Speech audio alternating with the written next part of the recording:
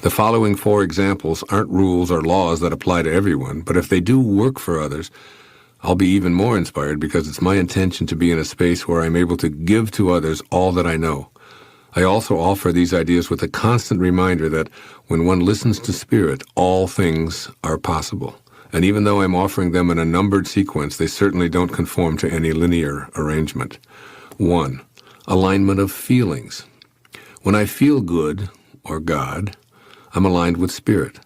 As I tell my children, we must rely on how we feel to determine our state of health, rather than seeking our answers in a medical printout full of numbers.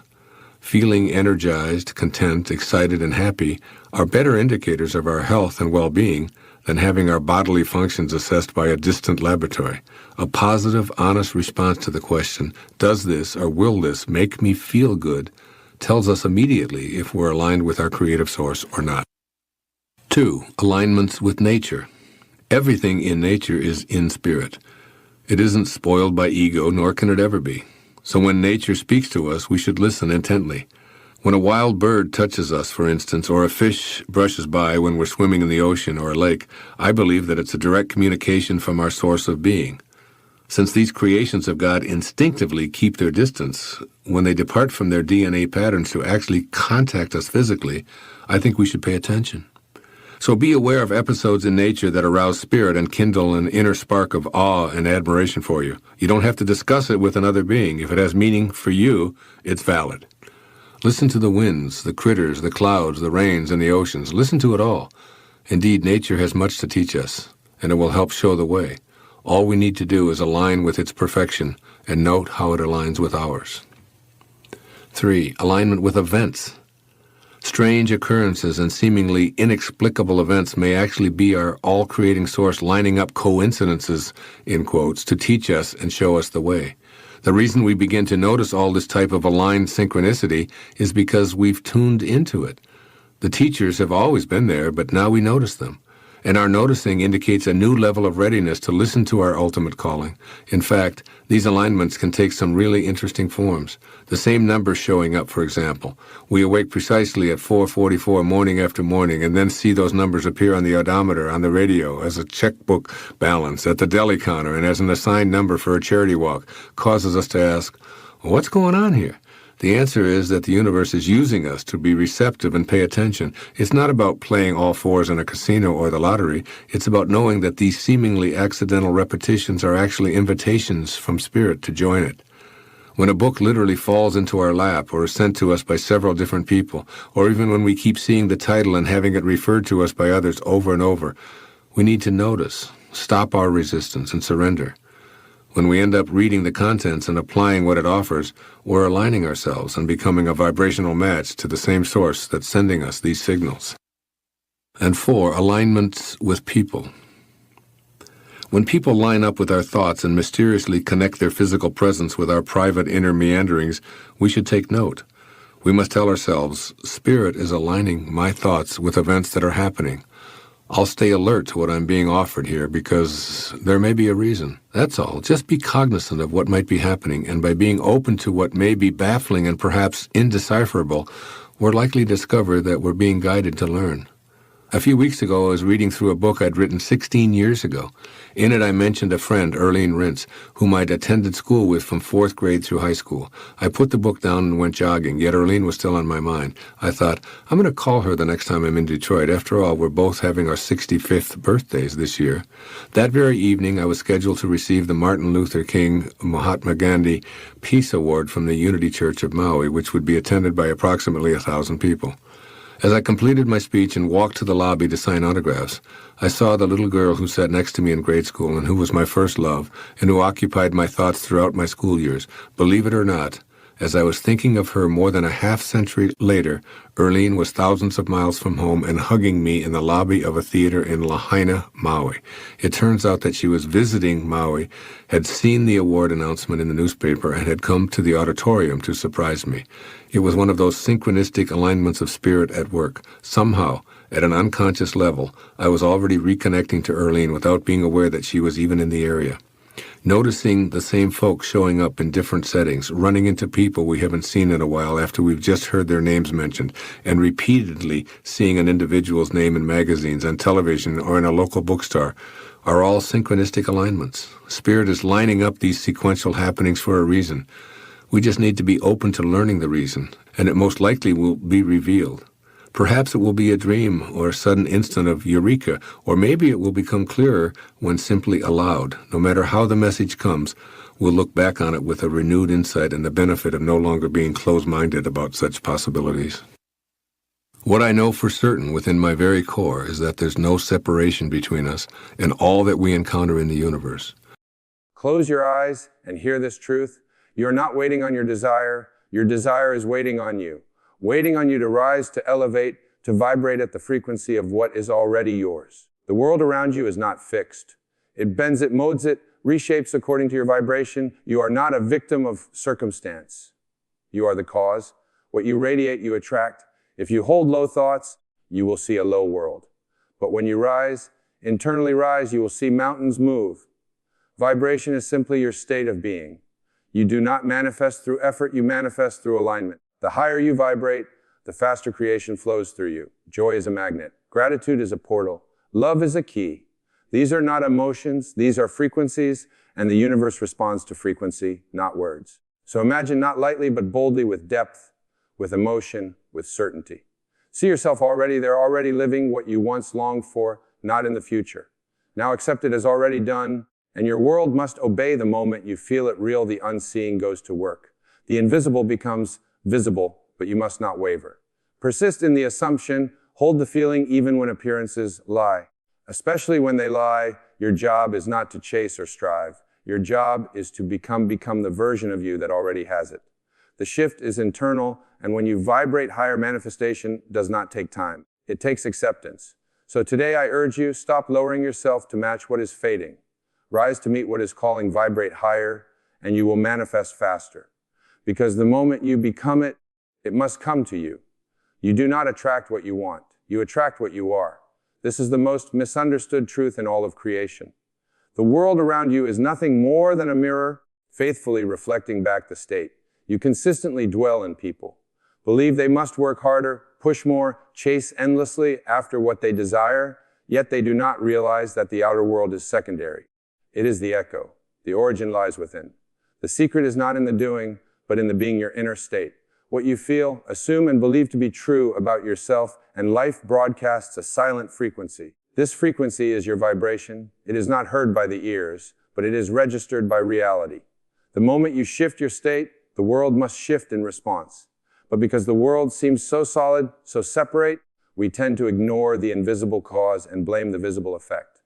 Desire alone changes nothing. Wanting something, no matter how deeply, does not draw it to you. What draws it to you is becoming the version of yourself who already has it. You must embody the outcome. That is, you must feel the reality of the desire fulfill so deeply that your consciousness cannot distinguish between what is imagined and what is perceived. When you persist in an inner state of lack, you do not move toward your goal. You only deepen the distance.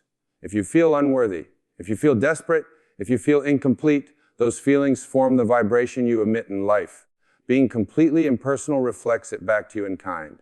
You meet experiences, people, and events that affirm what you are already being inside, but when you deliberately shift inward, something extraordinary happens. When you begin to feel worthy, blessed, and whole. Not because the world gave it to you, but because you decided it. You change your entire vibration. And life, like a loyal servant, must obey. This is why it is said that to him who has more shall be given, because the one who feels abundance attracts abundance. The one who feels love receives love. Not because they seek it, but because they have become it. The inner state is not dependent on conditions, it is the cause of them. You must become quiet enough to recognize what you are vibrating. If you are anxious, pause. If you are worried, observe. If you are bitter, release, and then choose again.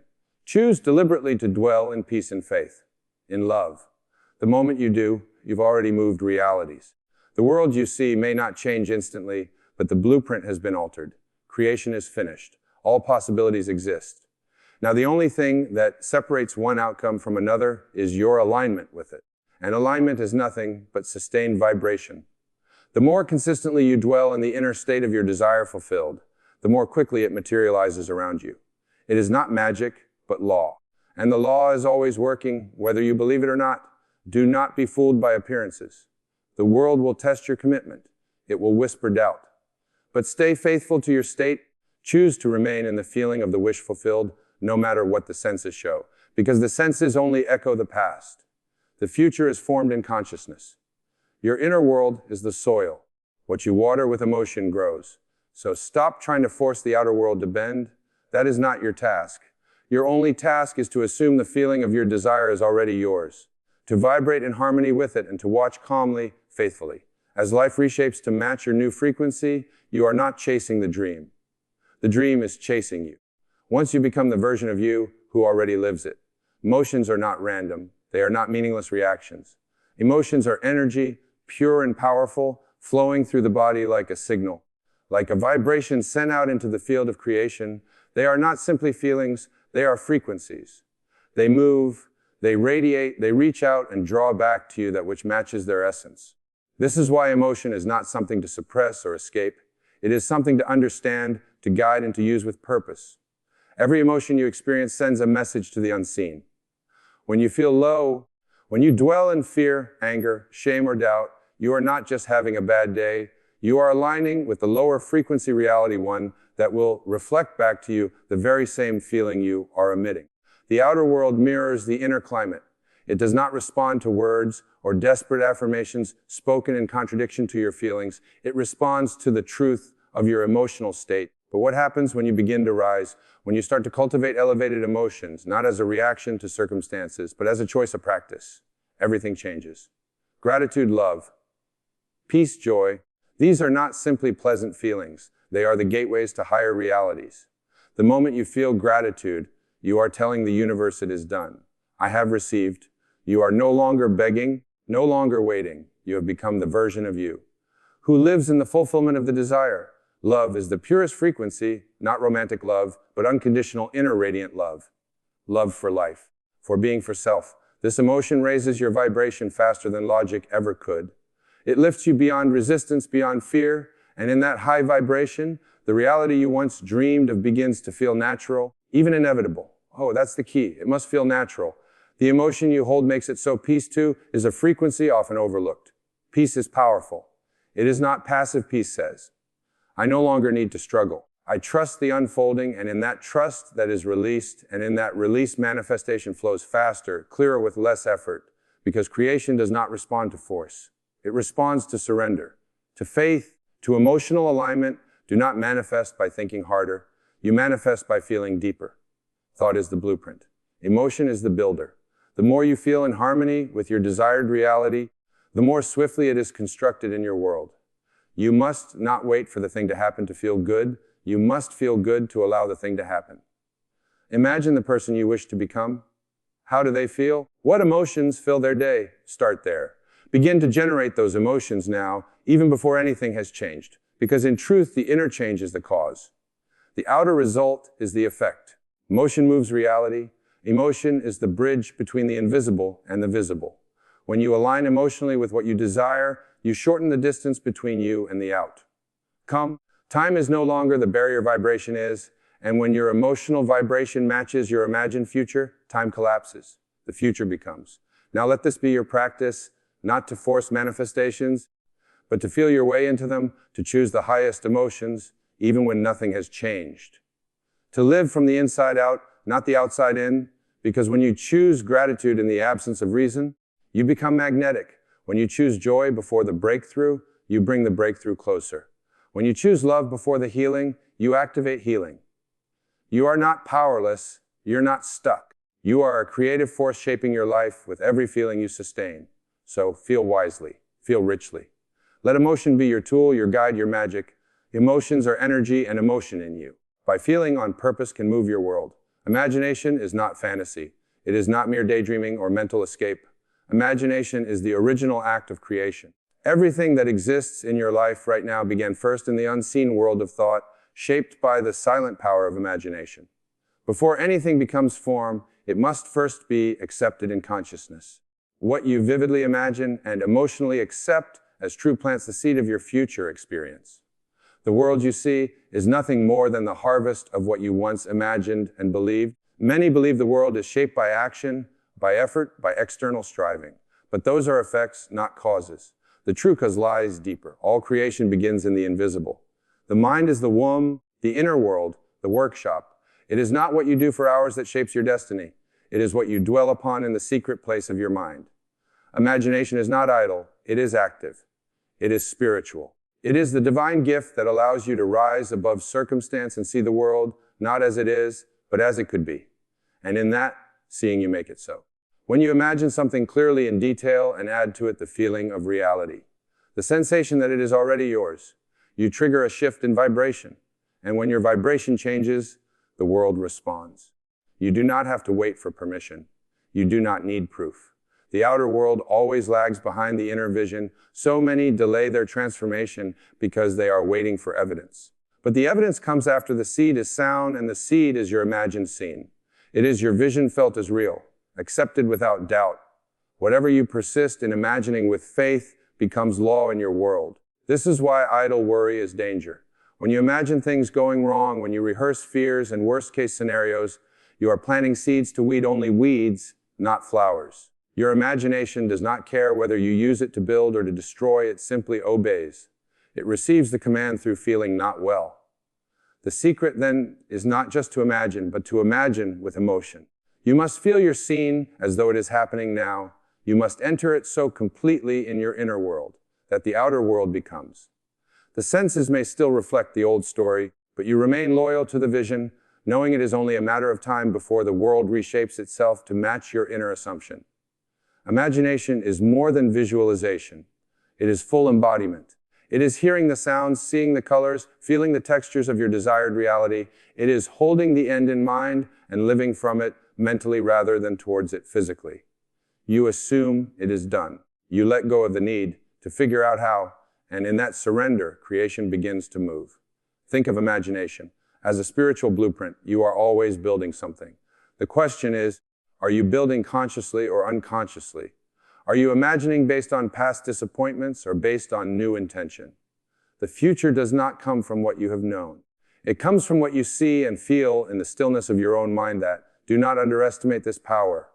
The world honors action, but action follows vision. When you imagine rightly inspired, action arises effortlessly. You are led. You are guided, the right people, the right moments. The right doors begin to appear not because you forced them, but because your inner world. Among them, creation is not something you wait for. It is something you initiate. Imagination is the seed. Feeling is the water. Faith is the light. And time is the soil that brings it all together. So imagine, and imagine boldly. Refuse to return to the past. Let your mind dwell only on what is lovely, noble, and true. What you vividly imagine and emotionally accept as real, without doubt, without resistance, must come to pass. It is law. It is your gift. Use it well. The truth of who you are has never changed. It cannot be tarnished, diminished, or lost, only forgotten beneath the noise of the world, beneath fear, doubt, and limitation. There is a core within you that is pure light, pure power, pure knowing. And the closer you come to that truth, the faster your vibration rises. High vibration is not something you earn or chase. It is what you return to. It is your natural state, your original frequency, before you were taught otherwise. From the moment you arrived in this world, the world began to shape you. You were told what was possible, what was practical, what was safe. You were conditioned to believe in lack, in struggle, and separation from your desires. You were trained to slow your energy, to blend into a world that forgot its own divinity, but deep within, something never forgot, something always remembered. That spark is your true self, and it is always calling you home. High vibration is the signal of that remembrance. It's what you feel when you are in alignment, when you're no longer resisting the truth of your being. It's the quiet joy that arises when you follow your intuition. It's the peace you feel when you release control. It's the surge of inspiration, of love, of presence. These are not passing emotions. They are echoes of your essence. They are reminders that you are more than flesh, more than history, more than circumstances. The lower vibrations, fear, anger, shame, guilt, are not your enemies, but they are not your home either. There are signals, indicators that you are living in a version of yourself that was handed to you, not chosen by you. There are teachers showing you where you are out of alignment. The pain is not punishment, it is feedback, and the faster you learn to observe it, honor it, and release it, the faster you rise. You do not have to force high vibration. You only have to stop clinging to what keeps you low. You are not meant to carry the burdens of your past. You are not meant to wear masks to please the world. You are not meant to doubt your power, your worth, your beauty. These are illusions taught, reinforced, and repeated until they seemed real. But the truth never left you. It simply waits for your return. The more you align with your authentic self, the one who feels deeply, who speaks truthfully, who dreams without apology, the faster your vibration becomes. And with that speed comes clarity. You begin to see life differently. Opportunities appear, relationships shift, circumstances respond. You don't have to chase outcomes. They begin to move toward you, drawn by the resonance of your truth. To live at a high vibration is to live lightly, not because life is always easy, but because you no longer resist it. You meet each moment with presence, not panic. You trust the unfolding not because you know the details, but because you know who you are. You've stopped identifying with the noise. And you've remembered the stillness beneath it. The fastest way to raise your vibration is to return to what is real. Gratitude, compassion, joy, trust. Not because these make you better, but because they reveal who you've always been. You are not trying to become something new. You are peeling away what is false. You are unlearning the illusion and reclaiming the true. So when the world feels heavy, pause, go within, feel the breath. Remember who you are. High vibration is not a destination. It is the frequency of your being. When you stop pretending to be anything less, you are light. You are love. You are limitless. Let everything else fall away. Faith is not a matter of hoping that something might happen. It is the inner certainty that it already has. It is the quiet conviction that defies logic. The stillness that remains even when the senses scream otherwise. Faith is not passive. It is not waiting. It is an active state of inner knowing, a deliberate assumption of the desired outcome as already real, felt deeply and without doubt. It is the invisible substance from which all visible things are shaped. When you feel the wish fulfilled, you are not asking life to bring you something. You are affirming that it already belongs to you. And that feeling is the key. It is not enough to repeat words to visualize an outcome or to recite affirmations like a ritual. These are only shells unless they are filled with emotion. It is the feeling that moves mountains. It is the inner atmosphere that creates the outer change. You do not manifest what you want. You manifest what you believe, and belief is not just thought. It is embodied emotional truth. To believe with faith means to walk through your day as if the thing were already done. You are no longer looking for signs. You are becoming the sign. You are no longer asking if it's working. You are living from the end, knowing it has already worked. Most people delay their manifestation because they keep waiting for the external world to confirm the internal desire. They look to the mirror and ask it to smile first, but the mirror can only reflect. The moment you believe from within, truly believe without needing proof. The outer must conform. The law cannot be broken. The outer world is not cause, it is effect. It follows your conviction like a shadow. Faith requires that you detach from the how and the when. These are the domains of the intellect, not the imagination. The mind wants a timeline. The soul knows better. It moves in trust. It rests in the unseen. When you live in faith, you are no longer negotiating with reality. You are not hoping. You are dwelling in the feeling of it already being true. And that is enough to feel the wish fulfilled, is to touch the invisible realm and claim it as your own. You close your eyes and see clearly. You feel deeply, fully, without resistance. You allow yourself to be taken over by the mood of the outcome. You rehearse not the problem, but the solution, not the lack, but the abundance. You've become the one who already has it already lives. It already knows it to be theirs. This is not fantasy, it is creation. You are not escaping reality. You are forming it. Faith is the spiritual substance that calls things unseen into form. You don't need to convince others or even yourself in words. The feeling does the work. It anchors the unseen the moment you feel the wish fulfilled. Manifestation begins not when it arrives, not when it shows up on your doorstep, but in the moment you dwell in it as real. It may take time to appear, but that is no concern of yours. The seed takes time to sprout, but its emergence is certain. Your only job is to remain faithful to the feeling. Stay loyal to the unseen. Do not be shaken by appearances. Do not argue with delay. These are tests of persistence, not evidence of failure. Keep returning to the state of the wish fulfilled. Keep breathing life into your vision with feeling. What you feel consistently becomes fact. That is the quiet power of faith. It does not ask, it declares. It does not hope, it assumes. And in that assumption, life rearranges itself to match your inner truth. Persistence is the key that unlocks the door between the unseen and the seen. It is not enough to assume, once to imagine, once to feel, once the creative power of the inner world is activated by repetition, by sustained belief, unwavering focus, and the refusal to be swayed by appearances. What you assume with consistency becomes the law of your world, for consciousness is the only reality, and assumption is its blueprint. Reassume action, when felt as true, begins to clothe itself in form. But between the assumption and its full manifestation, there is often a gap. And in this gap lies the test, the temptation to doubt, to abandon the vision, to return to the evidence of the senses. Yet it is in that very moment that persistence must rise. To persist in the assumption is to remain loyal to the unseen truth, regardless of what the outer world reflects. Back to you, the world is a mirror, not a master. It does not dictate your reality, it reflects it. What you assume to be true inwardly, the world will echo. But it cannot do so instantly in all cases. For time is the cushion that allows the unseen to become seen. Do not be discouraged by the lag. Do not measure your success by how quickly things appear. Measure it by how unwaveringly you can remain faithful to your inner state. Persistence is not struggle. It is not forcing. It is not efforted in fear or desperation. It is calm, focused, dwelling in the end. It is the quiet power of the one who knows, who rests in the inner conviction that what is imagined and accepted must come to pass, even if the outer seems unchanged. You remain unchanged in your assumption. You do not explain, you do not seek reassurance. You simply continue to feel the wish fulfilled. When you persist in your assumption, you are training the subconscious mind, and the subconscious is the servant that never sleeps. It does not argue. It accepts what is impressed upon it with feeling and repetition, and once impressed, it sets the wheels in motion through people, events, and circumstances to bring your assumption into form. But this process cannot complete itself.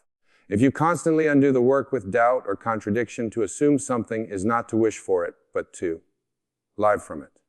You think from the end, not of the end.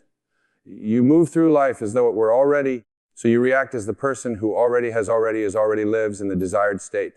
This is persistence. Not in thought alone, but in feeling and identity, in inner know.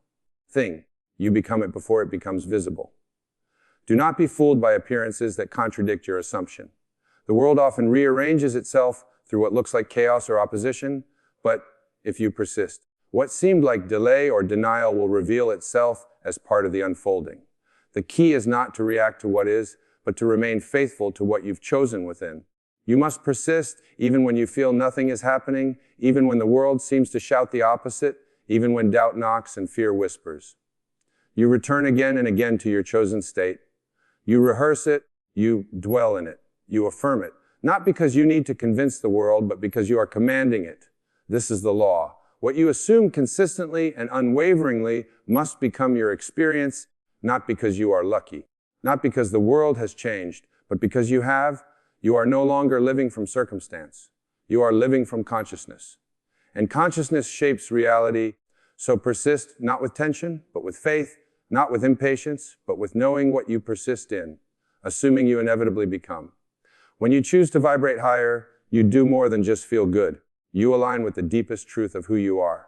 You no longer face reality you shape. Your imagination becomes your workshop. Your emotions become your compass, and your unwavering faith becomes the bridge between the invisible and the visible. The outer world becomes a reflection, no longer a dictator, and you become the master of your own experience. You do not manifest by effort, but by assumption. You do not wait for proof. You live as though it is already done. Every thought, every feeling, every act of inner persistence is a seed planted in the unseeded, and when watered, with belief, with feeling, with patience, it must grow. Remember, you do not attract what you want, but what you are being, so become it now. Feel it now, assume it. Now let the vibration of your desired reality flow through your inner world and trust that the outer must follow. This is not hope, it is law. Thank you for listening. May you go forward boldly, vibrating higher, manifesting faster, and living as a creator you were always meant to be.